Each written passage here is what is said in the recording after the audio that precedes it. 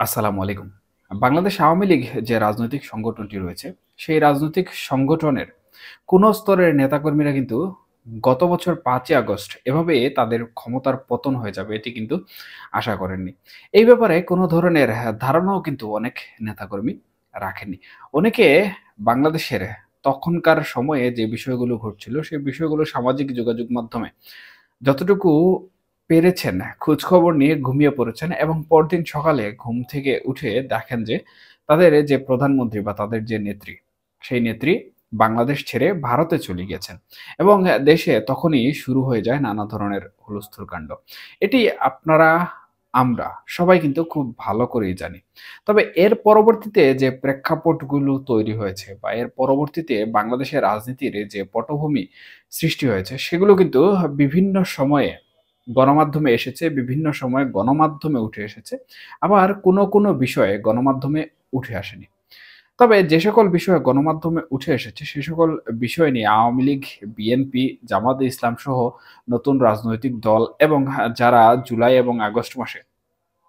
যে ছাত্র আন্দোলন করেছিল সেই ছাত্র আন্দোলনের সবাই কিন্তু কমবেশ এই বিষয়টি নিয়ে নানা ধরনের কথাবার্তা বলেছেন। তবে পর্দার আড়ালে যে বিষয়গুলো ঘটছে সেই বিষয়গুলো নিয়ে কিন্তু কেউই কোনো ধরনের মন্তব্য করার সুযোগ পাচ্ছে না। কারণ পর্দার আড়ালের বিষয়গুলো কিন্তু কোনোভাবেই গণমাধ্যমে প্রচার করা হয় না এবং গণমাধ্যমে প্রচার না করা হলে সেটি কিন্তু সাধারণ জনগণের কাছেও কোনোভাবে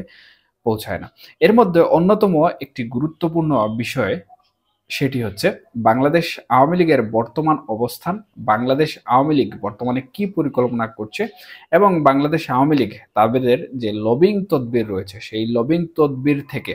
অদূর ভবিষ্যতে কি ধরনের পদক্ষেপ নিয়ে বাংলাদেশের রাজনীতিতে ফিরতে চলেছে সেই বিষয়গুলো। এখন দেখুন সম্প্রতি শেখ হাসিনা অর্থাৎ আওয়ামী লীগের যে সভানেত্রী, উনি কোথায় রয়েছেন, কি অবস্থায় রয়েছেন ভারতে, এই বিষয়টি নিয়ে নানা ধরনের ধূম্রজাল কিন্তু সৃষ্টি হয়েছে। তবে ধূম্রজাল সৃষ্টি হওয়ার পাশাপাশি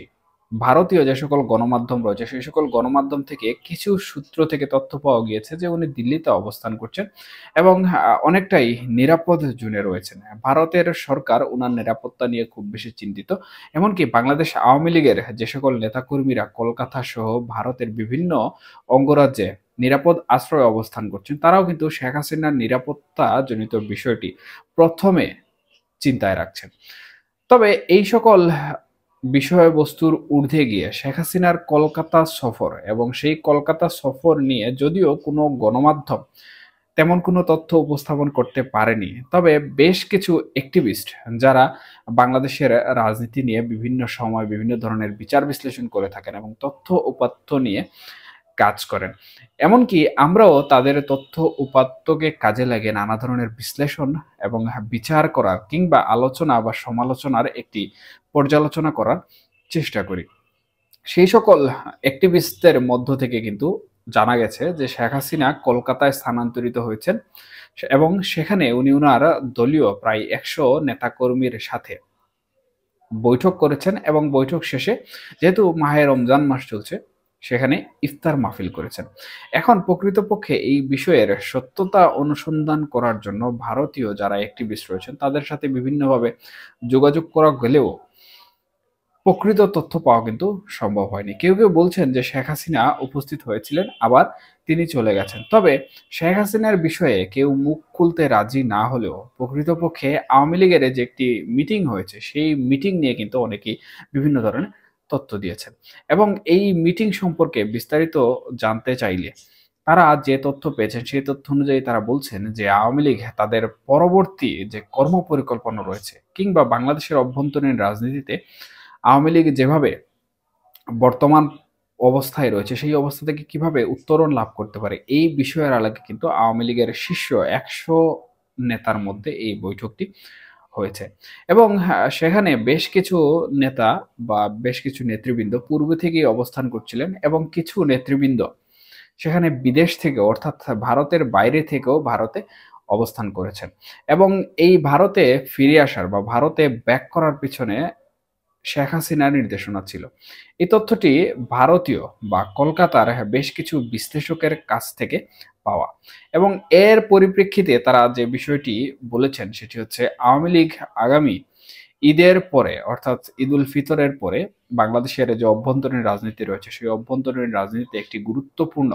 পদক্ষেপ সৃষ্টি করতে যাচ্ছে এবং এই বিষয়টি ঘিরেই কিন্তু তাদের মধ্যে এই মিটিংটি হয়েছে। তবে শেখ হাসিনার বিষয়টা আমি প্রথমে বললাম যে অনেকেই মুখ খুলতে চাচ্ছে না, তবে অনেকেই বলেছেন যে শেখ হাসিনা উপস্থিত ছিলেন এবং দিক নির্দেশনা প্রদান করে কিন্তু উনি আবার ওনার যে নিরাপদ আশ্রয় রয়েছে সেই নিরাপদ আশ্রয়ে চলে গিয়েছেন। এর বাইরে যারা সেখানে উপস্থিত ছিলেন তারা দলীয় নেতাকর্মী এবং দলের জন্য বর্তমান সময়ে অনলাইন অফলাইনে কাজ করার চেষ্টা করছেন। তবে অদূর ভবিষ্যতে অর্থাৎ ঈদের পরে আওয়ামী লীগ কিভাবে মাঠে ফিরবে এই বিষয়টি নিয়ে কিন্তু এখনো নানা ধরনের ধূম্রজাল রয়ে গেছে কিংবা নানা ধরনের প্রশ্ন উত্থাপিত হচ্ছে। তবে বাংলাদেশে বর্তমান যে পরিস্থিতি রয়েছে সেই পরিস্থিতি অনুযায়ী আমরা মহান স্বাধীনতা দিবসকে কেন্দ্র করে যে ঝটিকা মিছিলগুলো লক্ষ্য করলাম কিংবা জাতীয় স্মৃতিসৌধে যে মিছিলগুলো লক্ষ্য করলাম সেই মিছিলগুলোর আলোকে কিন্তু অনেকটাই বোঝা যায় যে বাংলাদেশ আওয়ামী লীগ তাদের যে রাজনৈতিক প্যাটার্ন রয়েছে, তাদের যে রাজনৈতিক ধারা রয়েছে সেই রাজনৈতিক ধারাতে কিন্তু ফিরে আসার চেষ্টা করছে। তবে বাংলাদেশের বর্তমান পরিস্থিতি এবং তাদের যে পতন হয়েছে সেই পতনের যে ট্রমা রয়েছে সেই ট্রমা থেকে এখন পর্যন্ত তারা বের হতে পারেনি কিংবা যোগ্য নেতৃত্বের অভাবে তারা এখন পর্যন্ত মাঠে ফিরে আসার যে শক্তি সেই শক্তি অর্জন করতে পারেনি, যার ফলশ্রুতিতে বাংলাদেশের প্রত্যেক জায়গায় কিন্তু তারা একযুগে মাঠে নেমে আন্দোলন করার যে প্রক্রিয়া সেই প্রক্রিয়ায় এখনো সফল হতে পারেনি। তবে যে সকল ঝটিকা মিছিল সমূহ সারা দেশব্যাপী তারা করছে তাতে স্পষ্টভাবে মনে করা যায় যে এই মিটিংকে কেন্দ্র করে এবং শেখ হাসিনার কলকাতায় আসাকে কেন্দ্র করে যে দিক নির্দেশনা দেওয়া হয়েছে সেই দিক নির্দেশনা কিন্তু অদূর ভবিষ্যতে যেভাবে বলা হয়েছে যে ঈদের পরে কিংবা এর পরবর্তীতে, আমি এর পরবর্তীতে যাচ্ছি না কারণ যেহেতু ঈদের পরেই আন্দোলনের একটি ইঙ্গিত পাওয়া গেছে বা তথ্য পাওয়া গেছে সেই হিসাবে তারা তাদের যে কর্মসূচিগুলো রয়েছে সেই কর্মসূচিকে এই প্যাটার্নে যুক্ত করে ঈদের পরে কিন্তু মাঠে সক্রিয় হওয়ার একটি সম্ভাবনা তৈরি করছে। এখন মাঠে সক্রিয় হওয়ার জন্য বাংলাদেশের যে অভ্যন্তরীণ আইন শৃঙ্খলা রয়েছে সেই আইন শৃঙ্খলা উপর কিন্তু নজর দেওয়া অত্যন্ত জরুরি, কারণ আইন শৃঙ্খলা পরিস্থিতি যদি তাদের অনুকূলে না থাকে কিংবা তারা যদি মাঠে নামার পর তাদেরকে গণহারে গ্রেফতার করা হয়, তাদেরকে কারাবাসে দেওয়া হয়, বিভিন্ন ধরনের মামলা তাদের উপর দিয়ে দেওয়া হয়, তাহলে কিন্তু তারা কোনোভাবেই নেতাকর্মীদের যে শক্তি সামর্থ্য রয়েছে সেটি সঞ্চার করতে সক্ষম হবে না। এবং অনেক নেতাকর্মী রয়েছেন যারা এই সকল কর্মসূচি পালন করতে গিয়ে কারাবরণ করেছেন, নিরাপদ অবস্থানে থাকা সত্ত্বেও তারা বের হয়ে দলীয় কর্মসূচি পালন করেছেন এবং সেই পালন করার কারণেই কিন্তু তারা কারাবরণ করেছেন। এখন যদি বাংলাদেশের অভ্যন্তরীণ যে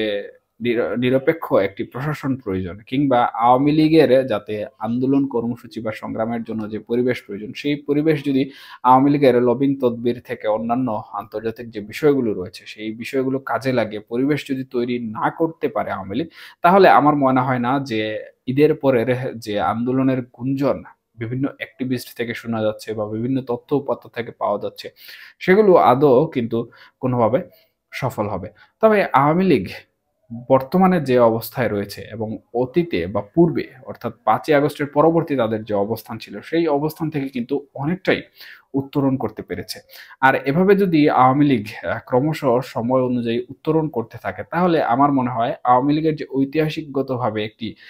দাবায় রাখা যাবে না একটি বিষয় রয়েছে সেই বিষয়টি কিন্তু আওয়ামী লীগ বাস্তবিক রূপে সফল করতে সক্ষম হয়ে যাবে এবং এটি করতে পারলে কিন্তু বাংলাদেশের রাজনীতিতে আওয়ামী লীগের ঘুরে দাঁড়ানো কিংবা নির্বাচনে অংশগ্রহণ করা আওয়ামী লীগের জন্য অত্যন্ত সহজ একটি বিষয় হয়ে দাঁড়াবে। এখন প্রকৃতপক্ষে আসলে দেখতে হবে যে আওয়ামী লীগ তাদের যে রাজনৈতিক গেম প্ল্যান রয়েছে সেই গেম প্ল্যান নিয়ে কতদূর পর্যন্ত যেতে পারে কিংবা এই যে আলোচনা করলাম এই আলোচনার যে সকল বিষয়বস্তু আমি তুলে ধরলাম সেই সকল বিষয়বস্তু তারা আদৌ করতে সক্ষম হয় কিনা।